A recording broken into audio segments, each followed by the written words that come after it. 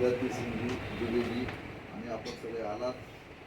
आमच्या अधिकाऱ्यांना आणि कर्मचाऱ्यांना त्यांनी केलेल्या कामाचं कौतुक करून त्यांना मोटिवेशन दिलं.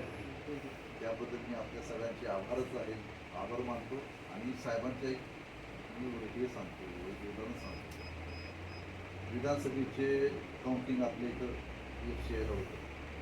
साहेब उमेदवार होते. साहेब निवडून येणार हे तर आम्ही पहिल्यापासूनच कळवलं होतं की साहेबांचं फिक्स आहे, ही सीट फिक्स आहे. तर साहेब काउंटिंगच्या शेवटच्या टप्प्यामध्ये बाहेरून आत आले एफ सी आय. तर माझा स्टाफ होता, मी तिथे उभं होतो. साहेबांच्या लक्षात आलं नाही. तर साहेब स्टाफलाही माहिती की साहेब फिक्स आहे. तर आज जाताना फिस्किंग करावं लागतं कॅन्डिडेट. तर माझा स्टाफ असा हिसकत होता की बाबा फिस्किंग करू की नको करू. साहेब स्वतः तिथे अशी उभे राहिले आणि अरे करा माझं फिस्किंग म्हटलं. तरी स्टाफ पुढे आहे ना.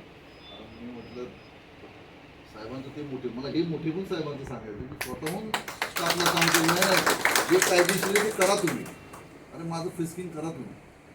तरी स्टाफ हेच करत होता. आता मला तर साहेबांना परदेशी आत पाठवायचं होतं. मग मी असं लगेच साहेबांचं केलं म्हटलं आठवतं. आठवतंय का?